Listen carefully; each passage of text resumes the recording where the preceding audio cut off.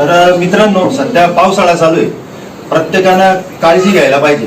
पावसाळ्यामध्ये साप हे त्यांचे पिल्ल जन्माला येतात, अंड्यातून साप बाहेर येतात आणि भरपूर प्रमाणात साप हे निघत असतात. तर प्रत्येकाने सावधगिरी बाळगायची. आता हिला तसं मण्यार बाईट होता. आता काल परवाची घटना तुम्हाला सगळ्यांना माहिती असेल. पुण्यामध्ये मयुरी देशमुख नावाची मुलगी DY हॉस्पिटलला ऍडमिट होती. 13 दिवस ती कोमात राहिल्याच्या नंतर ती काल परवा मयत झाली. तर कुठंतरी तिला नेण्यामध्ये उशीर झाला, वेळ लागला. तर लवकरात लवकर हॉस्पिटलला घेऊन जायला पाहिजे. आणि तिथले डॉक्टर जे असतात, डॉक्टर पण चांगले पाहिजे.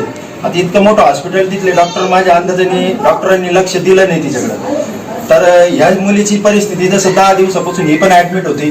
तर सरांनी योग्य ते ट्रीटमेंट करणं गरजेचं आहे.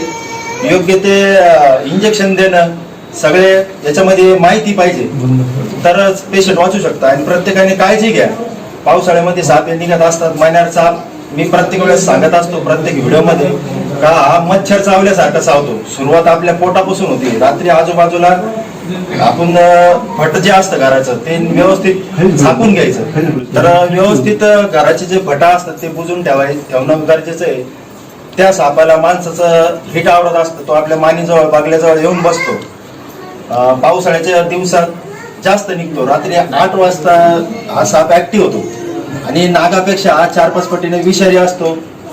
आणि चावल्याच्या नंतर सूज येणार नाही, दुखणार नाही, रक्त येणार नाही. जसा नाक चावल्यावर तुमचा हात सुजतो, घोणत चावल्यावर हात सुजतो, पाय सुजतो, तर ह्या प्रकारे काही सुजत नसतं. सुरुवात फक्त पोट दुखल्यापासून सुरुवात होती. हे लक्षात ठेवा. प्रत्येक व्हिडिओमध्ये मी सांगत असतो. आणि प्रत्येक भरपूर जणांचा जीव पण जातोय. कारण हे तुम्हाला माहित नाही साप किती जणांना चालतोय. सध्या पावसाळ्यामुळे रोजचे दिवस 4-5 पेशंट चालूच आहे. तर काळजी घ्या, सुरक्षित राहा, एवढंच सांगतो. आणि झुकताना ना पलंगाचा वापर करा पावसामध्ये. कारण कसं आहे, सापाला खालचा असे सुद्धा असतो जमिनीवरचा, असा उंचवटा असता म्हणजे वरती जाता येत नाही म्हणजे असं. तर सर्वांच्या आमच्या ज्या वेळेस ती मुलगी जी पुण्याची मुलगी मयुरी देशमुख मयत झाली, सगळे सर्पमित्र आम्ही ऑल महाराष्ट्रातले तिच्यासाठी प्रार्थना करत होतो, पण नाही वाचू शकली. तर सगळे आम्ही सर्पमित्र घरचे सुद्धा रडले त्या मुलीसाठी. तर सरांचा धन्यवाद करतो सर्व सर्पमित्रांच्या वतीने, ऑल महाराष्ट्रातील सर्पमित्रांच्या वतीने. सरांनी एक नंबर काम चालू आहे आणि देवकृपेने त्यांच्या हातून असेच कामं घडत राहो. तर सर्वांच्या वतीने धन्यवाद सर. सगळ्यात महत्वाचं कसं आहे, अजून बिहार का आम्ही याच्यामध्ये अवेअरनेस खूप महत्वाचं आहे. तुम्हाला काही जरी चावलं ना, मुंगी चावो की साप चावो की विंचू चावो, तुम्ही एकदा डॉक्टरकडून निदान करून घ्या. निदान आपलं काय वाटतं की बाबा काही बघितलंच नाही, कळलंच नाही, काही त्रास तर होत नाही, त्रास झाला बघू. मग त्रास झाल्यावर वेळ येऊन गेला फायदा होत नाही.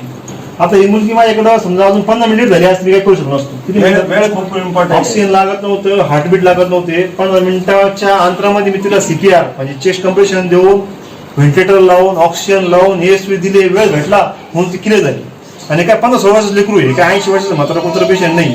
हे 15-16 वर्षाचे पेशंट आपण आणतो, ह्या जागा आणतो की डॉक्टर काही होऊ दे पण पेशंटला जीवदान द्या. पण आम्ही कधी जीवदान देऊ शकतो, तुम्ही वेळेवर पोहोचले तर. तुम्ही जर वेळ काढून घेतला, घंटा 2 घंटे 3 घंटे वेळ काढला, जास्त वाढलं झाले तर आम्ही करू शकत नाही. तर वेळ खूप महत्वाची आहे. लक्षणं बघायची, यायची वाट बघू नका. पहिले पेशंटला हॉस्पिटलला शिफ्ट करा, डॉक्टरचा अंदाज लागू द्या. आम्हाला जर वाटलं काही विषय नाही, आम्ही सांगू काही विषय नाही, काही अडचण नाही. पण जर विषय असला तर सापाची पेशंट आम्ही घेऊ शकत नाही.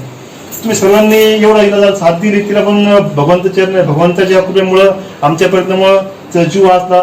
भगवंताचे पण मी आभार मानतो आणि तिच्या आई वडिलांचे आभार मानतो की त्यांनी जीवावर दगड ठेवून मला डॉक्टर प्रयत्न करा शेवटपर्यंत, जे होईल ते होईल. आता तिचं म्हणलं डॉक्टर गॅरंटी घ्या, व्हायलाच पाहिजे. मी तर म्हणलो असं होत नाही बघून काय. डॉक्टर काय देऊ नाही, आम्ही आमचे प्रयत्न 100% करतो. आणि आतापर्यंत 10 वर्षामध्ये 12 वर्षामध्ये जवळजवळ हजारो पेशंट माझ्याकडे स्नेक बाईटचे आले. लोकांनी जबाबदारी घेतली, मी पण जिम्मेदारी घेतली. लोकांना गुण